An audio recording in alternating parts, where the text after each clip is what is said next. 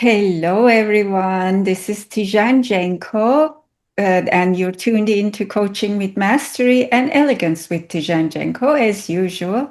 My wonderful companion here, Sajili Mohan Chawla. Welcome, Sajili. Thank you. Thank you, Tijen. Lovely to be with you here today. And what is it that we are discussing today? Well, you have a program starting on the 6th on behavioral needs. And as I was going through the pre work for myself, something got triggered, which is in terms of, on the one hand, how our needs drive us. And on the other hand, when they go unmet, how they have a way of influencing our behavior, our thoughts, our decision making, whether we are conscious of it or not. So that was the process I went through. So I thought maybe today we could speak about this this little delicate tension between you know who we become, who we Mm. are currently as our needs are met and unmet, and then what is possible as we become more aware. What would you say? Is that a good It's place? a beautiful framing. Okay. Exactly. Yes. Um, I use the term hijacked by the system versus right. Unmet needs is a system hijack, isn't it? So, yeah, let's get into it. Wonderful. So, in fact, as I was thinking about it, before we even get into needs, because you have your own unique way of defining and looking at things, I thought it might be good to, for all our viewers also, to be able to differentiate between a need and a value. Mhm. If that's a good place to, then segue into needs and do a deep dive. Yeah. So, in my view, the needs are, we can describe it in two ways as I see it in the human race. So the one is people call it mostly needs and they call it safety, but I call those are inherent systemic needs. They Mhm. are built in functionality to carry forward the human mission in this planet. It's not always about a safety, but it could be about connection, the flow, the rest, the biological functions. Those are, I call it, inherent system needs that we pretty much all of us carry the same way. But for some of us, maybe then the connection is a higher degree need, which turns into value. For somebody else, maybe the freedom and flow, so that the priorities can change because of our individual needs and individuality. The other thing is called needs in general, which is the why I do not like that bundled up definition of needs all in one bucket. I call those conditioned needs. And these are like approval, achievement, perfection, responsibility. These are not necessarily inherent into the human biology or system, but rather socially conditioned structural values or affirmative regulatory functions that the humans are conditioned to learn and obey or not obey or whatever that they choose to do with it. And so that's then is the main distinction. What needs are, what is the authentic need, what is inauthentic need, and the values then becomes the human choice in a preferential choice in their authentic self expression, how they choose to authenticate the self. So, for example, deep connections can be a value for a human being like me, you and me, but a superficial connection to keeping people distance at bay could be a value for somebody else that is not necessarily expressed in that way, but it's called my privacy. Right? That so I see them in that way. How is that for you? That is blowing my mind. And I'll tell you why. Because one has done a fair amount of study and on one and applied it to oneself. But let me just highlight what stood out for me. Uh, of course, the fundamental inherent need, which I think is one part of it. When you speak about the conditioned need and you put responsibility under that, um, I consider myself to be painfully responsible. And in a flash, it almost sat more lightly on my shoulders. It was very visceral when you made that distinction between it being inherent and conditioned. So I think there is something there. Let's see how I unpack that later. That's one part of it. The other part of it, so I think the point here being that there is a possibility of negotiation then. Yes. You see, that's how it's sitting. Uh, Again, when you speak about values and how we choose to authenticate ourselves, um, uh, uh, and what you defined as privacy, I have such a strong boundary around privacy that to see I club it as a need, but now to see it as a value will be a different lens through which I'll look at it. So I Yeah. think I'm sure our listeners also will see these fine distinctions Mm-hmm. as they reflect. So yeah, so I think that's a hell of a start. Okay, Yeah. okay, okay. So then, whether I look at a conditioned need or an inherent need, um, I then think of a certain motivation and action to fulfill that need, to meet that need. And that then brings me to a point that are there different kinds of motivations then? The place from where I'm coming to act and meet my need, either way, fundamental or conditioned. Absolutely. So if you think about, I mean, I'm obviously presenting this from my point of view, how I decode life, right? It may or may not be resonant to everybody. If we think about the mission of us being existed in this plane, right? That then offers authenticated magnetic heart magnetism towards certain self expressions, right? Mm. The heart connection to the spirit, to bring here and authenticate, giving life essence into this or that, the other thing.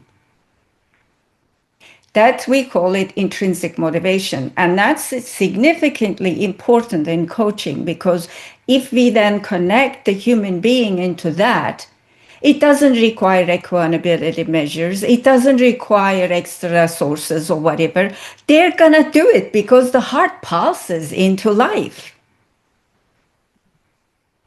But if it is an inauthentic need, conditioned need, that needs, it's not being magnetized by the heart. The kidney is not going to put the life source in it. Then it has to be sourced somewhere, right?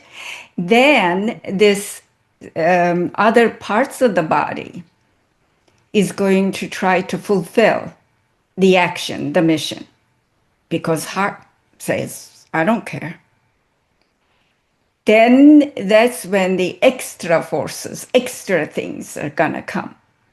In the distorted vision, this is where you were talking about the responsibility. Responsibility probably is part of your need to connect.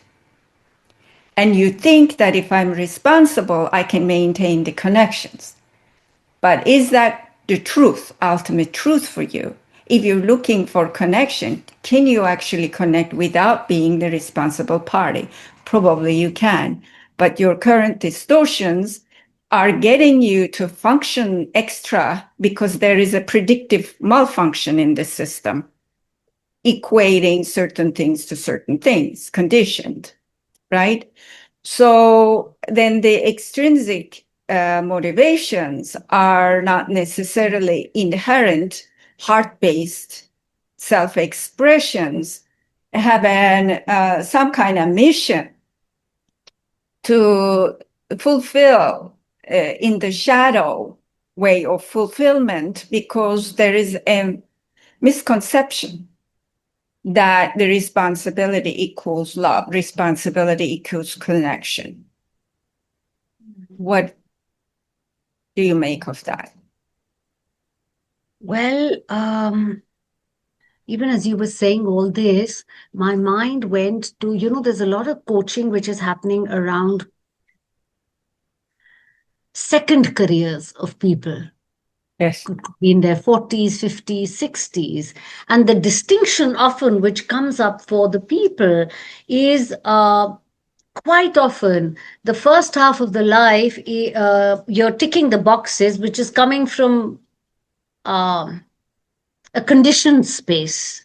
Correct. And then the journey is, look, now you've ticked the boxes. And now what is it that your heart is calling for? Yeah. So that's the one thing which I thought of. And then in that sense, when through this leadership coaching and other journeys, uh, if it's a conditioned, and please correct me, if it's conditioned, then the success can be driven to avoid failure, or leadership is more Yes. so that I don't feel insignificant. But if I pivot it from the heart, then it's, how do I express my potential? What is that vision which wakes me up and drives me? The whole, yeah, I mean, there's heart in it then. Yes. And the thing is, there is the distinction in Chinese medicine, the what heart evaluates versus what spleen evaluates. If we translate that into the Western speaking, what heart's the joy, right? It's like joy of having the experience is a good result versus no, intellectually experience doesn't count. I have to have this much money or this title or whatever. Intellectualize the experience and moves the spirit away from it. That's the over intellectualization and towards the conditioned value system.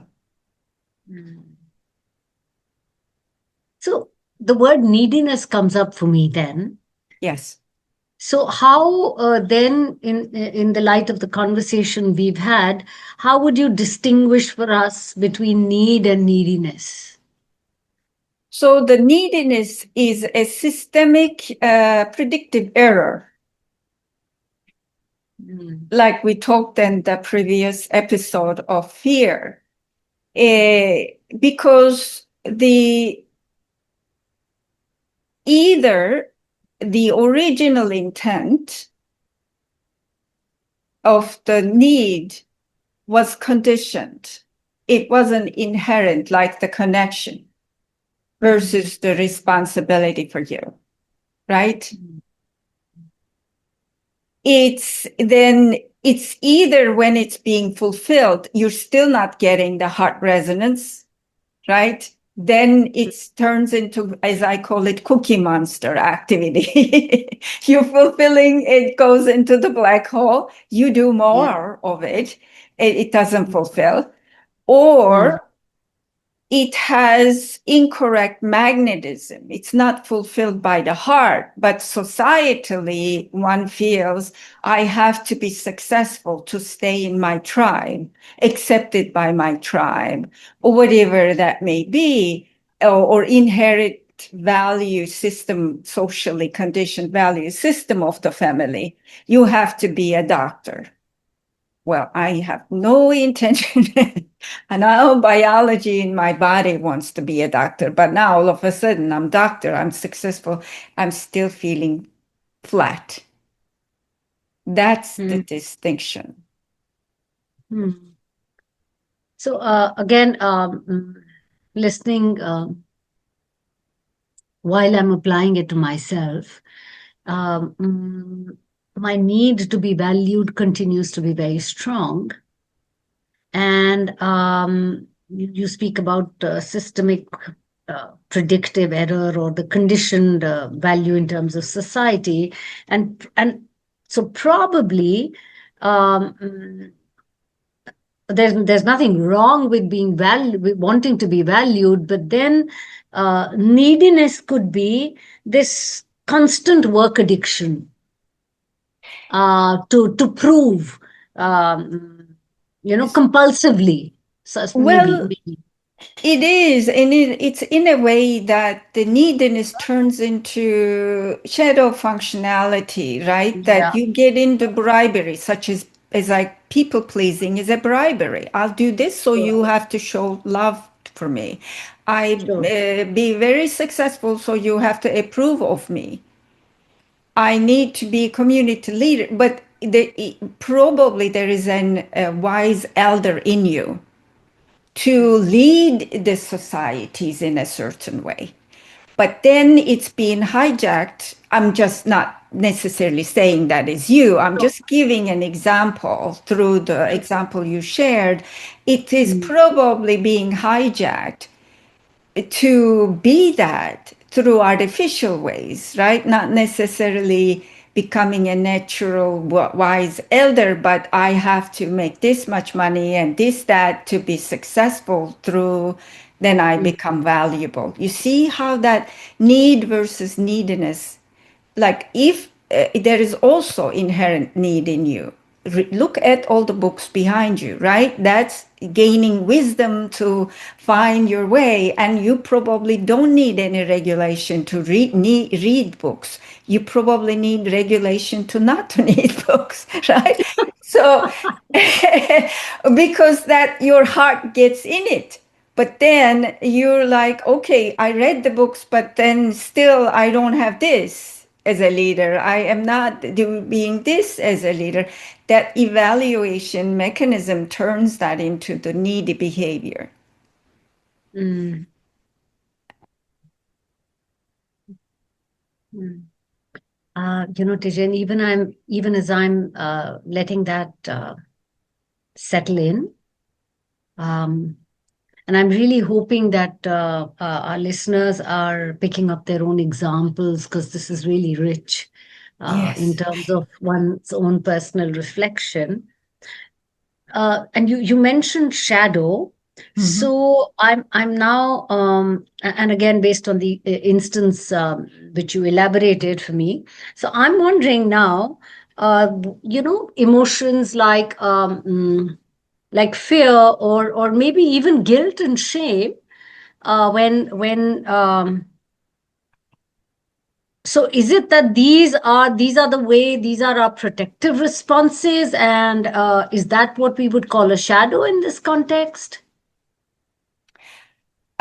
Yes and no, right? The system has its own regulatory responses biologically. But when we over intellectualize things to fit in, to do this, to do that, then we get into the different, not as helpful responses. Maybe sometimes they are helpful, such as guilt, right? What is guilt? It's this system's way of regulating the self into connection is my value. I've done something, it harmed you. Now I'm expressing that remorse. So in regulating myself to recover that, so that you can also sense, okay, this wasn't intentional, or it was intentional, but now it's understood, so we can restore the connection. That's the guilt. But then the shame, as I see it, is the external regulation. Sure. You do something and the tribe said, that was not right, get out of here. Then all of a sudden you're shunned, right? You gotta use that to regulate yourself, find your way back into society. This was the original, I think, concepts that the Taoism and the other Greek philosophers wanted to explain what the ethical societies were. If we could actually healthy way of regulating the guilt and shame into the connection, because in a way, if you look at it, if there were no regulations, we can be very wild. In order to have a social life, there needs to be some level of regulatory processes. And I see the guilt and shame about that. Hmm. Fear, in What? another way, gets into the either sensory, biosensory mechanism, or to a sense that the certain things may be lost, or the internally put us into the safety mode, like we talked about in our Hmm. previous episode. Hmm. Hmm. Um, so I'm going to unpack this a little bit more with an example, again, coming from the pre-work which I did uh, for the upcoming program. And I'm trying to see how that sits with this now. So I have autonomy um, as a very strong need. Mm-hmm. And by autonomy, it's not just what do I want to eat and what do I want to say, but it's really fundamentally an ownership of choices. There's a certain combination of dignity and identity, that there's something over there about that, right? And on the other hand, as I look back, um, my experience of control was very strong when I was growing up. And complying to that control was, in a sense, safe, but it was inauthentic for me. It was like a self betrayal. But this language and this thought process is not available to a child. Yes. Yeah. So, in my own wisdom as a child, I think I probably chose safety, but uh, with a fine print that I would withdraw. Mm. So I'm safe. I'm not fiddling with the system, but I am saving my own authenticity by just withdrawing from it. Correct. And I see withdrawal as a big way that I navigate even today. Mm-hmm. And sometimes I think of the turtle, sometimes I think of the octopus, but really I'm very good at disappearing. Uh, you know, now why I bring that up is that there is also this. Now, this could be the shadow, the belief that if I'm not in control, uh, I will lose myself. So, in a way, while I'm listening to you and the guilt and the shame and the fear, um, I don't think there's guilt and shame here, but definitely it's become an either or. So, either there's withdrawal, Mm. or there is, so if the need is, or I am free and being uh, uh, autonomous. It's a good way of taking this to the meta awareness. What has occurred to me listening to you with my coaching self, it's actually rejecting the society to not being worthy enough to be connected to. It felt to me like there is Mm, still an either or, mm, but if I cannot be sovereign me and exist within the system that is authentic to me or controlled by me or whatever it is, then I am not going to be part of you. Mm. So I don't want to get into the all soul level Sure. lessons and everything over here now, but it is still what I say, that the neediness gets into a little bit of system malfunctioning, malware, right? There is a good health regulatory aspect that, oh, I made a mistake, let me go back and restore my connections. That's a beautiful thing to do. But then when the malware says, that's where you were describing as an either or, if I am not the leader, if I don't have the control or whatever it is, I cannot be visible, or that condition is not acceptable to me at all. Somewhere is the malfunction, Sure. which I call it the noble intent. What is the noble intent in your action or desire to lead, to be regarded or whatever, right? What is the noble intent? Once you uncover that, then you could establish, even if you need to retreat, it then comes from your heart's desire to retreat, to restore, to recover, to integrate. It's a very different functionality versus retract to reject. What do you say to that? I say it is beautiful, and I invite every listener to join the Monday program because we're obviously in the retreat. But that apart, I don't want this to be centered on me only right now. I think what I'm going to link up what you said earlier and now is that I think shadow formation almost seems inevitable, as we socialize.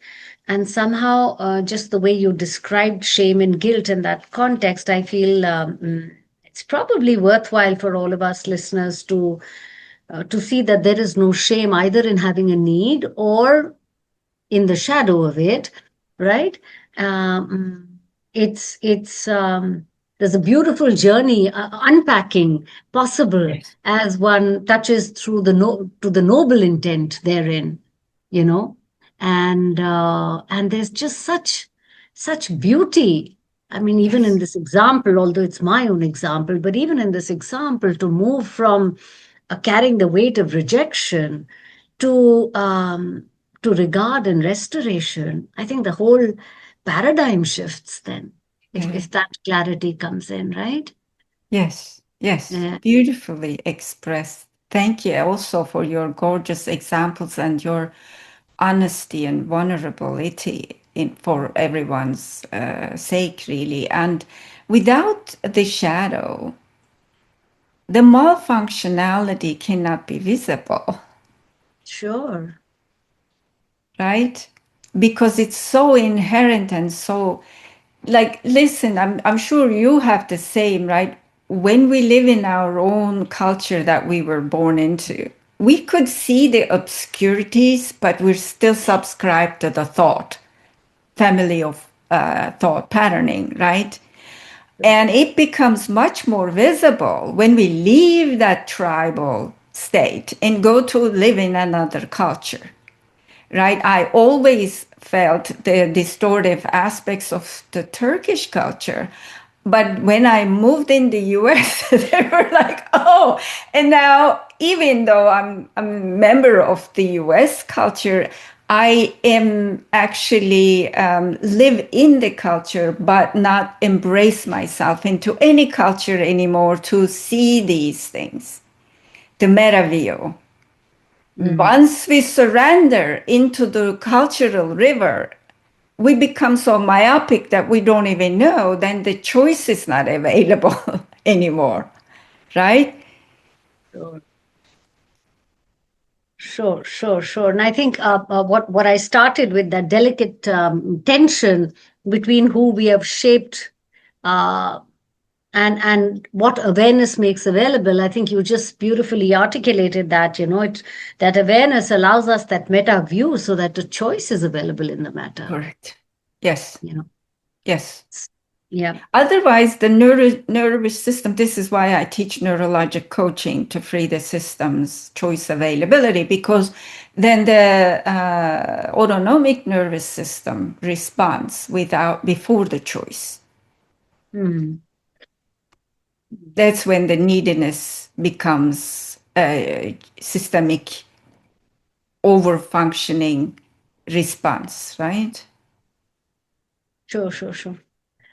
So, like you said, it's the shadows not really hiding our darkness. It's just our way of feeling safe around our most vulnerable needs. In that sense, Um, mm, Or misunderstood needs, right? Because of the functionality or the social upbringing, or whatever, that the system is still trying to fulfill an organic request.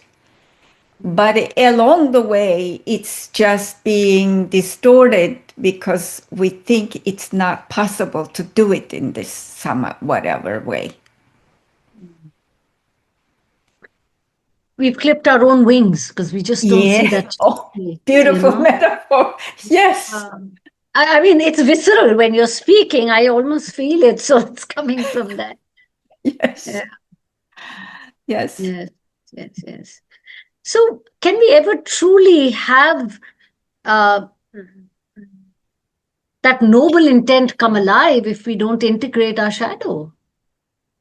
Well, there are probably some of our noble intents are not, luckily, not altered by the social conditioning. Then we can express those. But as you said it, right, the coaching is like a secondary, tertiary profession. Is that as we mature, we come to the wisdom age, we start to re-authenticate noble intent with much more safety or security, and or not caring, what we are and how we look. That the wisdom kind of comes in and it gives us a permission to fulfill the noble intent in much more playful way, right? Where the mother cannot do, the grandmother can do it. Sure, sure. And I see that. And yes, so Yeah. that's that. And but the shadow work certainly gets us to see what's important. Mm. And how can we fulfill the need? Like, if you choose to say the truth in a way, right? Realistic painting, it could be too much for the recipient. Sure. But you could actually make a romantic painting, poetic version of saying the truth. Now, you're still fulfilling the noble intent by the truth carrier, but it shows up differently. So then you're not betraying you but not speaking, but you're finding a way to authenticate yourself in a life. How is that?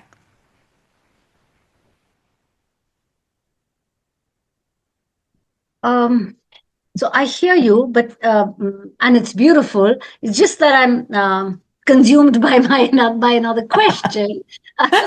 So, which is sort of too eager to pop out of my mouth.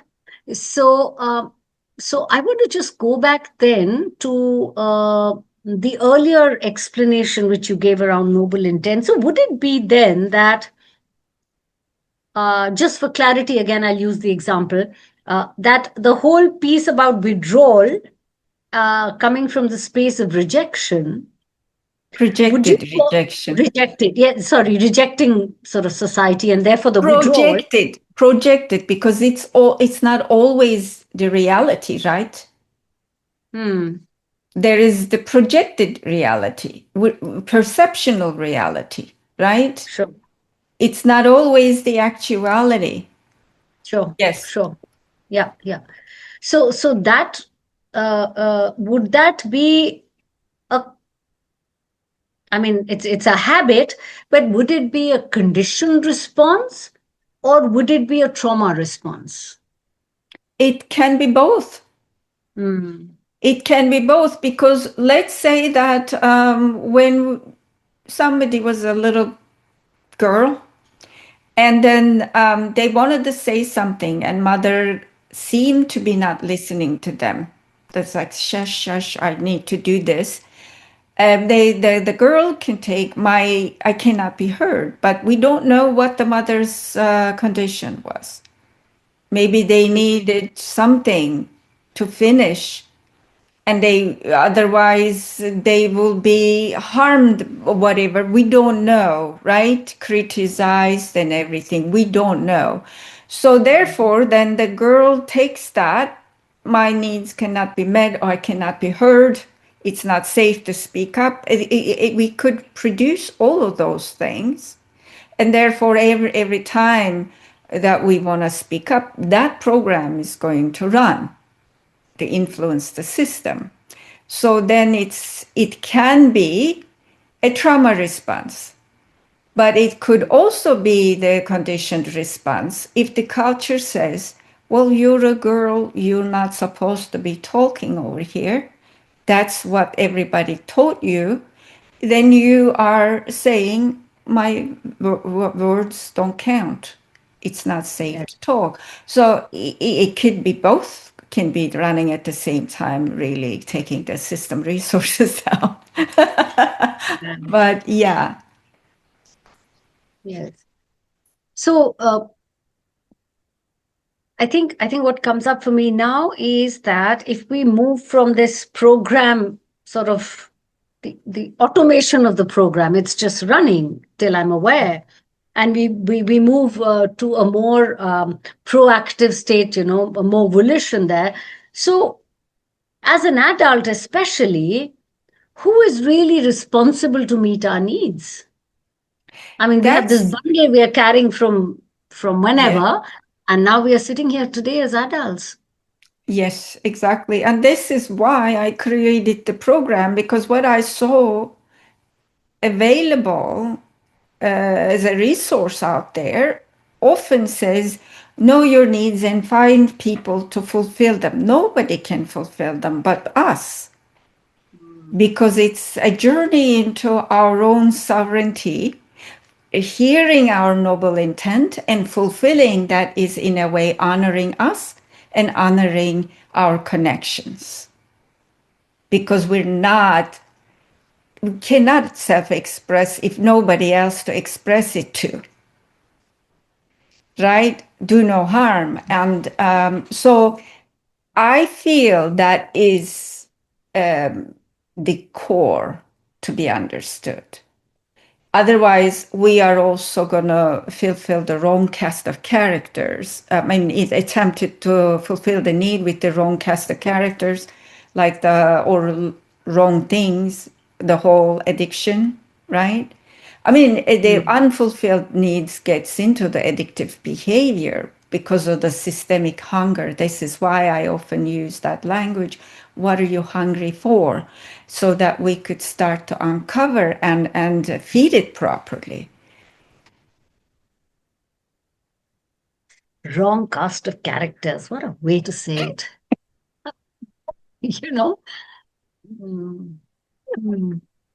So then also, I said it quite plain that, there is a awareness allows us the meta view and then choice becomes available. But as I even recollect that, it seems more coming from a cognitive space, whereas what you say now, which is it's a journey into our own sovereignty, you know, that is uh, that is such a whole person way of uh, of what awareness makes possible. Yeah, right. Because then the heart pulse, the main conductor, Yeah. can actually regulate the system into fulfillment. Otherwise, can you see the how very different fulfillment it would be? right resourcing I use, also coming from the project management language, or wrong resourcing, right? And there's also such a sense of agency. I mean, when I said who's responsible to meet our needs, the agency where I am honoring my noble intent, that is very empowering. And goosebumpy, Yes, right? yes, Because yes. that's the whole existence purpose. Yeah. We came here with the noble intent to do something. That's what people call my life purpose. But the life purpose is not one thing, it oozes out of us in every act, every hello, every goodbye, right? Sure. And then, in a sense, not only, and please correct me again, does it legitimize me in a way, or the need that I'm meeting, which maybe I've avoided in some way, but it also probably then, in that space of empowerment and agency, helps me to distinguish what is legitimate to ask from another. Absolutely. Think about it. You are meant to be a remote controller, right? Mm. You know what it is. This is your intention into being. You don't apologize for this. You just be that. Yes, yes, yes. Otherwise, it's just such a waste. If you are a remote controller and you're acting like a pencil because you Mhm. think that societally it's not safe or whatever, it's such a waste, Mhm. unfulfilled destiny. Yes, So the yes, needs can be helpful into magnetizing our action into being, authenticating us into authentic beings. Otherwise, even the neediness, right? It says that something is wrong in the system. What we're doing is not right. I'm still hungry. yes, yes. And now I'm thinking of coaching in the context of what you said as unfulfilled destiny. And probably, and again, I leave it for you to clarify that as one moves towards mastery in coaching, we are moving away from just performance and goal setting, which has its place, right? Which has its place, but one is really mastery is also about partnering with your client to touch into that space of the unfulfilled destiny, which is otherwise you're looping like, you're on that treadmill and you're just going to Yes, hamster on the wheel, really, yes, to yes. Beautifully said. And this is why my tagline is achieving the highest potential, right?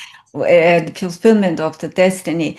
And as you said, in my view, that the transactional coaching, what it does is that it alters the inappropriate or incorrect fulfillments activity, the way of getting into the fulfillment, not necessarily looks into what is the noble intent and what are you trying to do and how is this not working, right?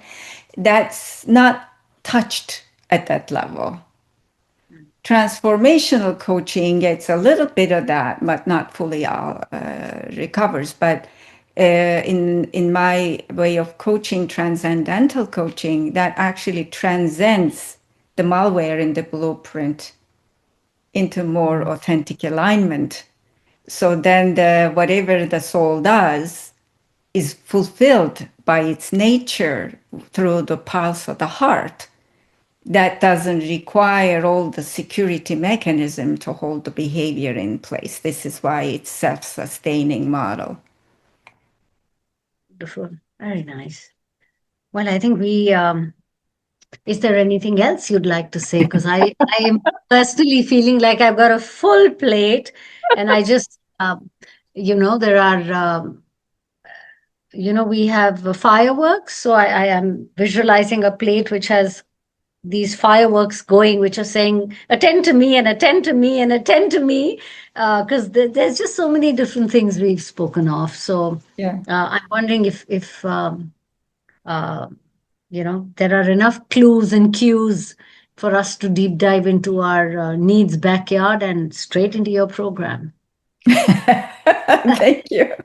And those of you who are wondering what we are referring to, a behavioral needs mastery class is going to start. We're recording this on April 2nd, 2026. It will be on Monday, and still have few rooms left to register, which we will be getting into the theoretical aspects of this as we start to unpack in this class, the podcast, but also demonstrate in a coaching session how they can be uncovered. So, So that's Monday the 6th.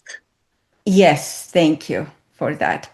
But what I invite those of you that not gonna join or listening to this another time that is class is past or for your own way, understanding the significance of uncovering the intrinsic motivations, authentic needs, which I call it noble intent, helps a lot into the way the coaches or the self facilitates human change into more fulfilled life.